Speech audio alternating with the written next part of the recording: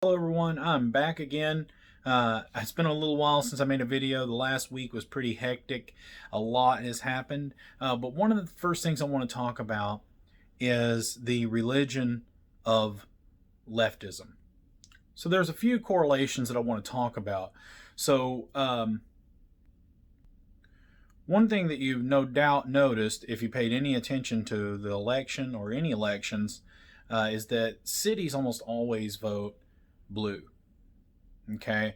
And there's several reasons that we might could go into about why. And another thing that you might notice, if you want to draw these two correlations here, cities also tend to be higher in people who identify as atheists or agnostics. Okay, and so rural people tend to be more conservative, and they also tend to be more inclined to religion, especially Christianity. And so some people have proffered some reasons for this, some suggestions of why this might be over the years. One is that when you're living in a city, you see much less of the grandeur of nature. Okay, and that's an important thing, I think, for a Christian. In Job, it says that that nature will teach you. In the Psalms, David talks about all you gotta do is look up at the heavens and see, and look at nature and see that God is there and He is amazing. Now, many would probably just say, "Oh, well, all these people in the rural places, they're just uneducated and stupid, and they're just bumpkins," which I feel like is completely untrue. I know many well-educated Christians, but I think one of the bigger distinctions here, one of the bigger differences, is that whenever you're surrounded by concrete squares all day, you're stuck in this concrete jungle, you really aren't seeing the majesty of nature. I also feel like the fast-paced living kind of hinders you from really slowing down and thinking about these things as well. It was actually when I become educated that I started leaning more toward Christianity in my struggle to try and find truth, I suppose. The world around us is a very intricate spectacle. If you think about it, many of our creations are really impressive, and you see this in cities, but in reality, they're actually a lot of times far less sophisticated than things that just occur in nature. And that's why we have a whole field of research dedicated to looking at nature and trying to copy designs from nature for our own use in design. This field is called biomimetics. So I think that nature really does teach you a lot about God when you see it. You see the beauty of it, the design, at least from an artistic standpoint. I am an artist, and from an artistic standpoint, the negative spaces, the shapes, the forms, there's so much beauty in nature. It's incredible. The design is really spectacular. There's all these layers of sophistication and beauty. But on a design level, it is the same thing. And I'm not talking about aesthetics. So if you look at just your head, you've got this amazing thing going on here. Okay. So let's just take a look at our eyes, for instance. We'll take a look at some of our different senses, but we'll take a look at our eyes, for instance. One of the problems I have teaching art is that students, they don't, many students, they don't know how to draw, and they don't think they can, but I think anyone can learn how to draw if they just try, if they have that kind of passion. Now, do I think everyone should? No. It's like saying every single person should learn how to play the banjo, every single person should learn how to play the piano, every single person, there's just certain, yes, anyone could learn how to play the banjo. Anyone could learn how to play the piano, but I don't think everyone should pour that kind of effort and time and passion into something that they're not passionate about. Okay? And so I think anyone could learn to draw. It's about learning how to really look at the world around you.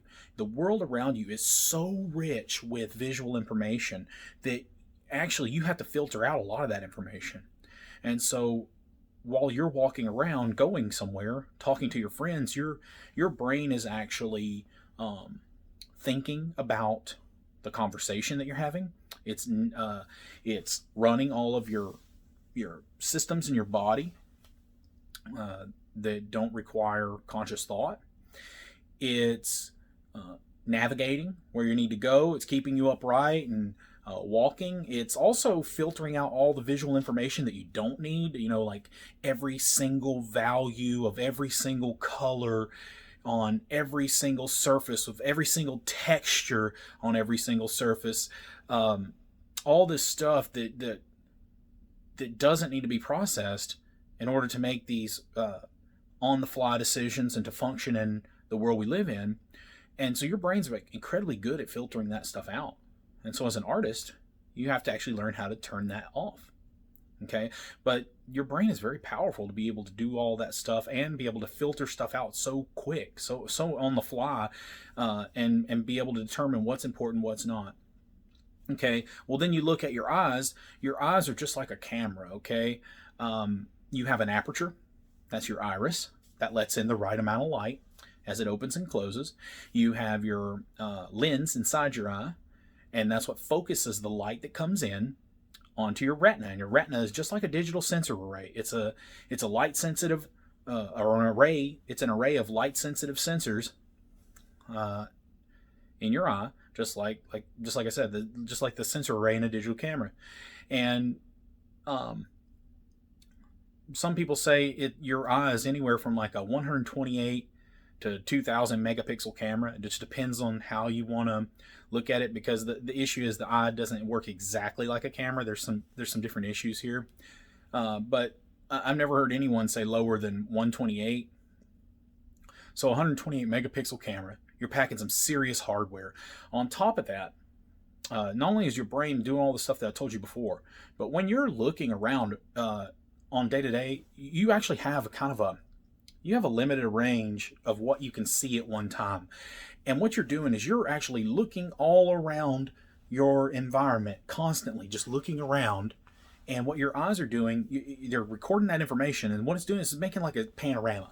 Okay, so your eyes are stitching together a panorama of video footage, real time, live action. Okay, so when you're looking around a room, you are taking all these separate videos and stitching them all together into this mental image with this 128 megapixel camera.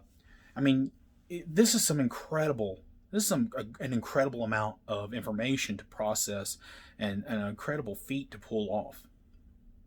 Okay, and that's one of the reasons I don't think this is an accident. Okay, one of the reasons. All right. Now you also see that on top of having packing this incredible hardware here, you've got a supercomputer, basically, all compacted down to this sleek form factor that is your brain, and it's protected by this hard shell, this casing, and in the casing you've got these protective features here, which are your eye socket, the bones that form your eye socket. And in there you have those 128 megapixel cameras. Just like on your phone, if you look at your phone at the top, you've got all these sensors and things at the top that do all these functions. You've got an accelerometer inside of it that lets your phone know what direction it's turned, how fast it's moving. You got GPS, you got all this stuff. Well, your body's the same way, your head's the same way. Okay, you've got, like I said, you've got these nice cameras. You've got these olfactory nerves where you can now smell things in your environment that can tell you a lot of information. You can taste. You can hear sounds, also very useful for survivability, functionality, just navigating the world around you. And so you are packing you got your sense of touch. You're packing some serious hardware here. You can't tell me that's for nothing. Okay, I think you'd be hard pressed to look at all that and say like, wow, a supercomputer encased in a case with 128 megapixel cameras, olfactory nerves, the ability to hear sound waves, one on each side, and not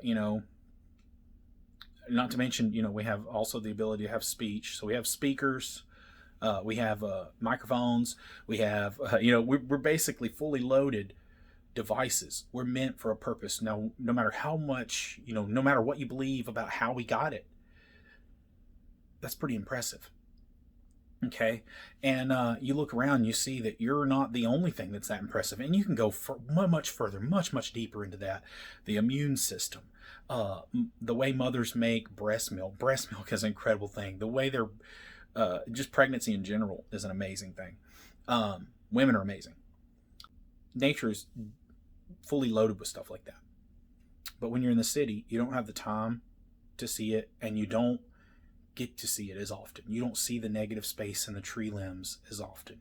You don't see the way that nature interacts with itself in this really finely tuned ecosystem that is renewable to itself. It's really awesome. You know, look at plants. They take sunlight and make it into energy at a much more efficient rate than we do, even with all our technology, all of our culmination of human knowledge. Or we can go back and look at, the other factor here. We could say, well, there's also a really high percentage of people that like big government in the cities. Another force at play here is that in a city you are more dependent on the government. You have to have these government programs in order for people to live so tightly packed together. And so they see the benefit in big government a lot more than rural people, where, I grew up, helping my dad skin deer, as soon as I could walk and hold a deer from spinning around. And so, I know how to hunt my own food, prepare my own meat and process it. I know how to catch fish. As silly as it sounds, if I had to, I could have no trouble just living off the land. My dad built his own house off the trees on his property. He cut them down, peeled the bark off, built a log cabin. Okay, and that's the house I grew up in. So, you can see where these people are more independent, and they don't like big government. I don't like big government. But I could see where, people in a city might. Now, I think there's some correlations here. I think there's a big tie here, and that's what the whole point of the video is about, is that also in this place that is densely packed with people who don't believe in God and who do see the benefit of a bigger government, I think they play off of each other. So you have the dynamic where these people don't have a savior. They don't have a God to take care of them. There is no ultimate overarching plan, or there is no God that bends every circumstance, no matter how bad it seems in the time, to their benefit. So these people need help. And on top of that, they don't have the sense of the fall of man. So, I understand when I read the Bible and look into Christianity, it explains everything I see in the world around me. But to a person who doesn't have Christianity, they're trying to make sense of all this, and the world just doesn't make sense. Maybe it's just all random, But, maybe you can control it with processes. So you have no savior. You have no God to take care of you. So the government becomes your God. Okay? And you depend on that government for everything. That's why you want a big government, because, and that's why. And when I say the religion of leftists, I'm not talking about everybody who's a Democrat. I'm talking about the extreme left. And some other people might feel this way as well, but the government has to take care of them because they don't believe in a God that has their best interests at heart and that has a divine purpose for them. And it might sound silly, but they make votive candles with Democrat political figures on them. I'm sure it's a joke, but there is some truth to that joke. As Christians, we know that there's a fallen nature to man, okay? And our worldview tells us that. And like I said, that's what explains human nature to us perfectly. Humans are made in the image of God. They're beautiful. They're amazing. They're capable of such incredible feats. But at the same time, men are horrible. We have a sin nature, and we live under a constrained view. So we are constrained by our own sin and our own nature, where, if you don't believe in God, you can easily fall into the unconstrained view, where you think, well, maybe if the government just gets big enough, if we have enough processes, if we have enough plans and enact enough government programs, that will save us. But I got news for you. That's a false gospel. That's a false gospel. The government will never get so good it'll protect you.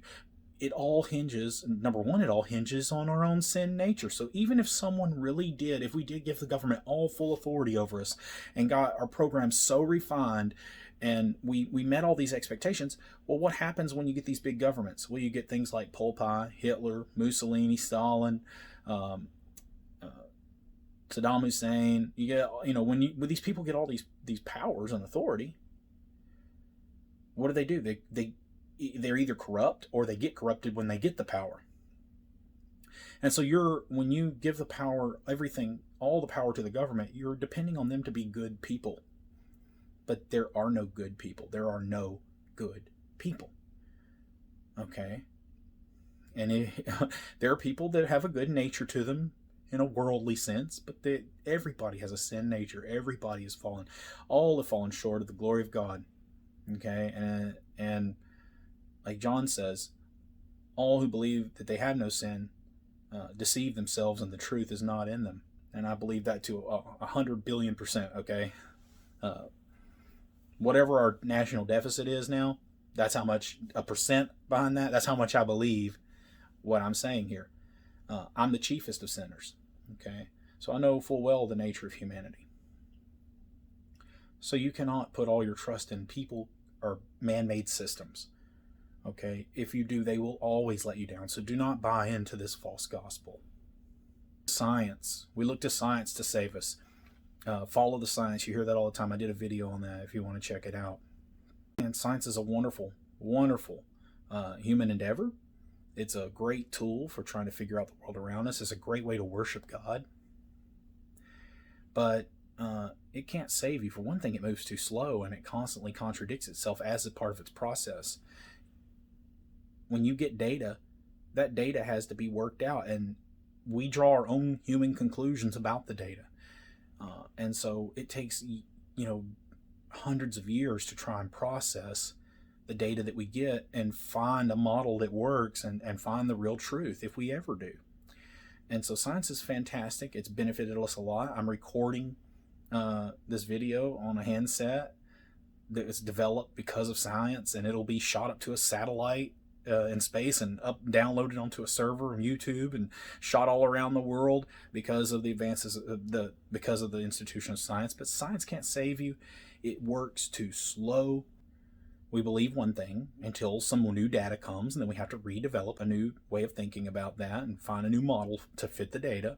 And sometimes our data is flawed, and there's all these problems. Now, like I said, I'm not criticizing science. That's how it works, and that's a good thing. But like I said, you can't just say, oh, I'll follow the science. I'm just following all the science on this. Well, you'll be dead and turned to dust before science has any real answers for you. And on top of that, there are some things that science will never be able to answer.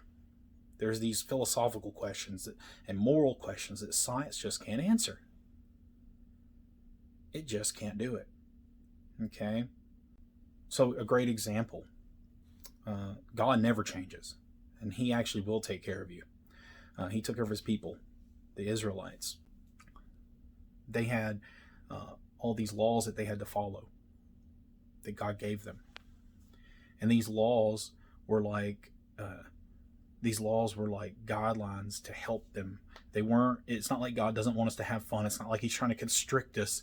He's trying to give us as much freedom as we can without having us destroy ourselves. And that's what all rules are for. Okay, so God has us do ceremonial washing. Don't eat these unclean animals that we found out now have carry all these viruses, and we didn't have refrigerators back then. We had very few methods for preserving food back then. So there were certain meats we weren't supposed to eat. It turns out now we realize that they have things like salmonella and all these other bacteria that they're really harmful to people. And God was telling them, don't eat this. This is unclean. Okay.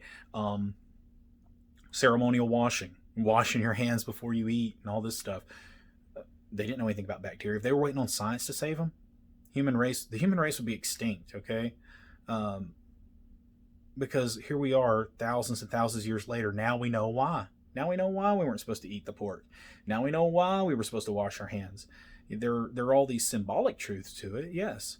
There's things like the gospel reflected in all the rules that the Israelites had to abide by. Never make the mistake of thinking that Jesus is only in the New Testament, okay? There are tons of reasons for the law. Like I said, God is super complex, and he doesn't do anything for just one reason that I can tell. It always seems like he has a multitude of reasons. But there's some good, health guidelines in those laws. That if God was waiting for his chosen people to find this stuff out on their, through the development of science, there have been a lot of people who would have been lost to this. So it's not these human endeavors that are going to save you, okay? That's a false gospel. Jesus Christ is your Savior, okay? There's one way. And that is the way that is attacked hardest by the left. Why? Because it's the religion that makes the most sense. You compare all the other religions, and, no offense to you guys who believe in other religions, but in my estimation, they don't add up, and they're not even close. And so why is Christianity attacked so hard? Because it's an opposing religion. And that's one of the reasons I think that if you are a Christian and you are believing in all this woke culture and woke political ideas, I think you're heading down the wrong path. You're following a false gospel, because they've replaced their God with government. That's why they have to have such a robust government, because they're depending on that government for everything. Okay, so put your trust in Jesus Christ. No politicians, no political parties, no anything. No human. They're all going to let you down. I had so many heroes that, broke my heart when I found out certain things about them. But, it's not to be unexpected. We know that every man's fallen. There is no perfect man other than Jesus Christ. All right, until next time, everyone. If you enjoyed this video, please consider liking and subscribing. If you didn't, go forest bathing for a while, then come back and try it again.